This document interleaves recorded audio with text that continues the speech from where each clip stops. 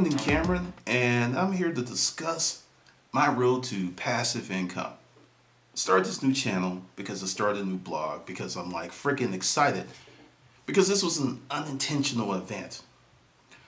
For probably the last 3.5 years, I've been making money online actively, not passively. I've conducted webinars, conference calls, one-on-one personal consulting, and I've written several books. That has been the source of the income, but a few things happened along the way. There was a time that a good friend of mine, my business partner, who passed last year, I was able to help her, with her transition. And I didn't really work for 6 months, but my income kept coming in. And by no stretch of the imagination do I have the type of passive income where I could I'm going to retire and I'm not going to do anything else. It's not like that. But what's really curious about this is I wasn't trying to do it. It just happened. But it got me to thinking, what if I tried to do it? Because I'm an old school guy. I came from you buy stuff, you sell stuff, a different kind of business model. I've owned a few companies where at one point we were literally shipping furniture in from China and other places and reselling it. And the whole business model is you spend a lot of money.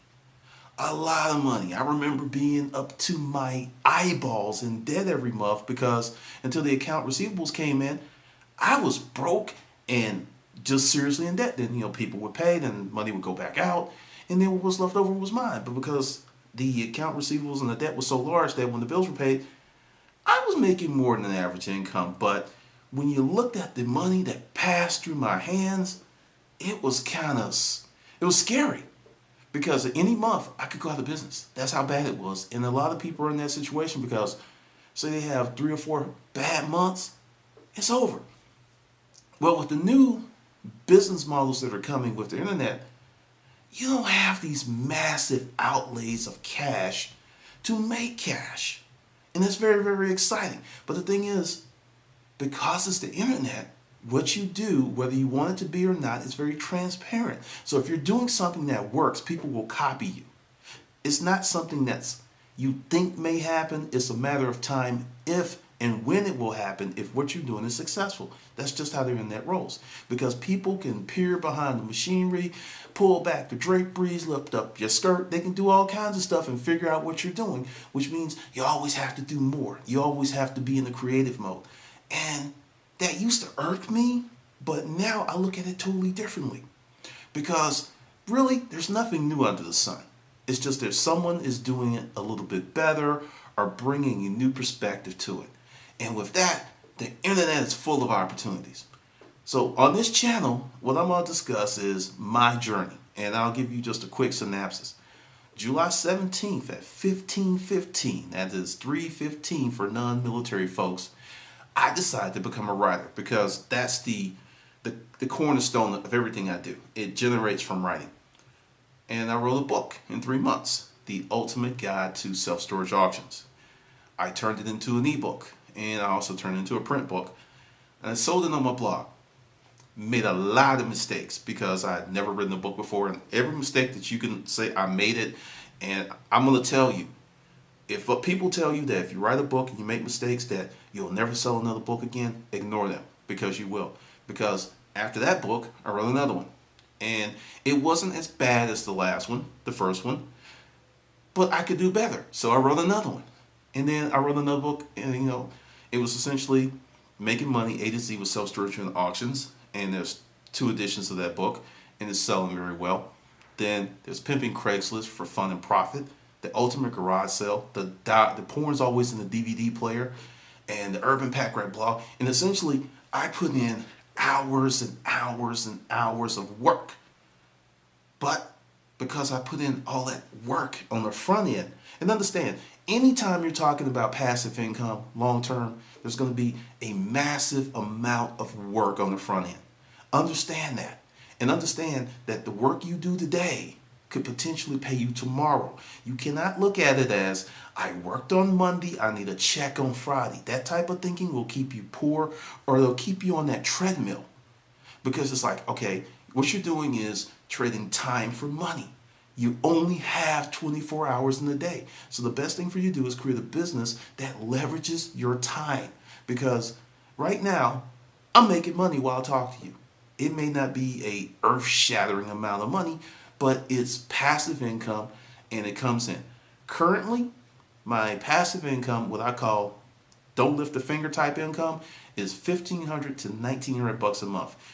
To break that down, whether I do anything or not with those assets, they still throw off cash.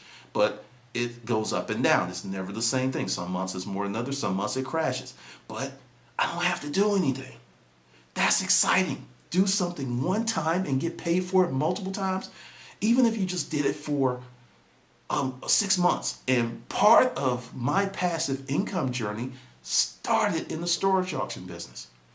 I would buy a unit and I would sell the contents of this unit that I bought once, moved once for months. I bought this unit that was so great. It was full of collectible crystal.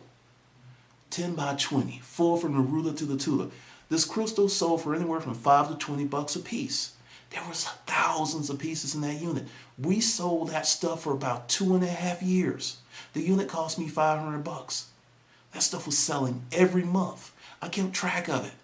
It was about $300 to $500 every month in the store online for 2.5 years. That's kind of sort of, it kind of is not totally passive because it was a store, there was cost, but there's other things. But essentially, that one purchase that was moved once but continued to throw off cash for 2.5 years. And I call that short-term passive income. Because, you know, the thing is, when you say passive income, everyone is thinking trust fund baby income, that you've got this trust fund, and there's millions of dollars in there, and the dividends are enough for you to live this great and wonderful life without doing anything. Okay, that's called being wealthy.